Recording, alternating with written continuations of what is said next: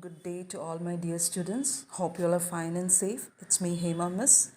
Today's topic is the continuation of what I've explained earlier.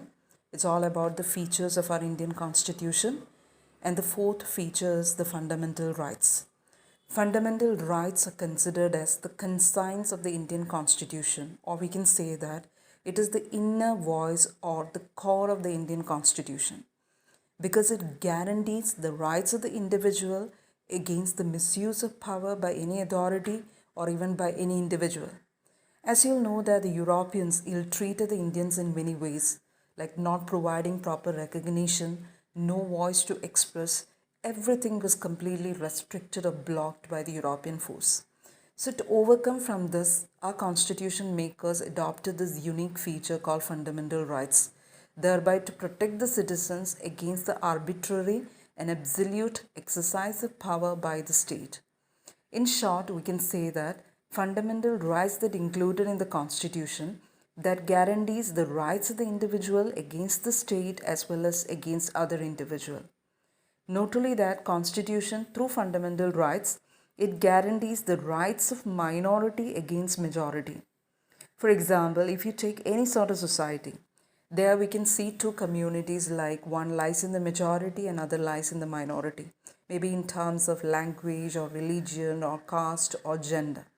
And as usual, the majority will always have a tendency to suppress the interest of minority. So there arises an urgent need to protect the interest of minority group. So through fundamental rights or constitution makers, it guarantees the same. Hope you all know the chairman of the drafting committee of our Indian Constitution. Yeah, it's Dr. B.R. Ambedkar or Bhim Rao Ambedkar. And he stated two main objectives of framing fundamental rights. And the first objective, he stated that every citizen must be in a position to claim those rights. It means that we the citizens have every right to enjoy our fundamental rights. If anyone's fundamental right being denied or rejected by the state or even by the individual, we have every right to question that to various levels of courts. Have you heard about the various writs that issued by the Supreme Court? Yeah, like habeas corpus, quo warranto, act of prohibition, and so on. So please do prepare an assignment based on these terms. The first term is habeas corpus, second term is prohibition, third term is quo warranto, and the fourth is certiorari. And please to keep it in your social science file.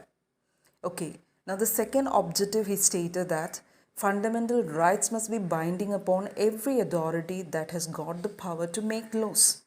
So it is the responsibility of all the authorities, like whether it comes under legislature or executive or judiciary, or whoever has the power to make laws or whatever the decisions taken, everything must be done by considering or upholding the values of fundamental rights. So no one can make laws that turn against or violate the fundamental rights of any individual. In addition to that, we can also see another section that included under Constitution, and that is what we call it as the directive principle of state policy.